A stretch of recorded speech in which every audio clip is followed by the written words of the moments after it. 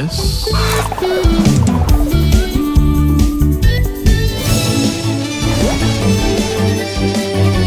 Welcome to a new squad update where we're not only introducing a new community manager, Hello.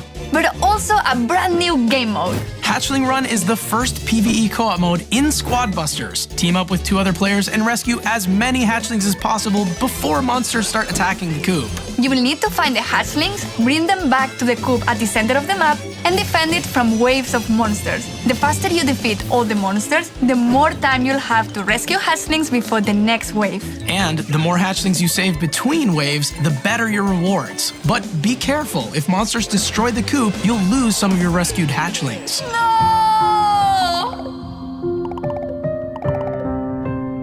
At the end of the match, the more hatchlings your team saves, the more gems each player earns. And you can also trade hatchlings in the shop to unlock veggie skins for Bee, Cold, and Trader. Hatchling Run will be a limited time event live for the first time starting on Update Day. Give it a go and let us know what you think. 2 additional sets of skins are coming soon. The Forest set features nature-inspired skins for Archer Queen, Archer, Goblin, and Witch. And later on, we'll have Easter skins for Mavis, Ruffs, Chicken, Dynamite, and Poco. Stay tuned, we'll share details on when and how you can get all the skins later on.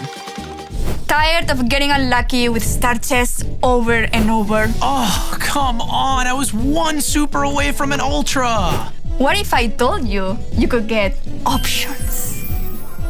Now, with every tap when opening a star chest, you'll have a chance to earn an extra choice. That means more control over which units to evolve first. Also, star chests will now give supers, ultras, or ultimates from characters you already own. New characters will come from other sources like events and regular chests. Speaking of regular chests, now you can use coins to get extra taps whenever you finish lower than first place. And speaking of placements, finishing 3rd in Showdown will now count as a win.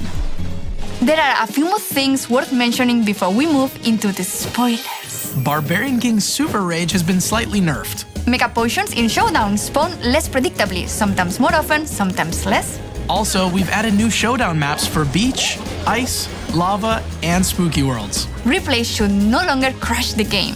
We fixed a bug where battle rankings could sometimes appear out of order. And we adjusted matchmaking rules and improved game performance to provide a better overall experience. Now, let's talk about what's next on the roadmap. You might have noticed this update isn't as big as the previous ones. That's because we are putting a huge part of our efforts into the next update coming in April. Trust us, April's update is going to shake up the entire game. We're bringing more strategy, better control over your squad, and improved battle readability. We're also introducing a new character rarity and a meta revamp to make progression more exciting and rewarding overall. After April, the next update is planned for summer. The feedback we get from April's changes will heavily shape that update, and beyond that, things start to get a little blurry. We hear you want more ways to play with friends, Clans. more game modes, characters, walls, rewards, events, and collaborations like we did with Transformers. Please keep the feedback coming while we work hard to fulfill your requests and make Squad better than ever. And let us know in the comments which character from a different universe you'd like to see in the game. Adios!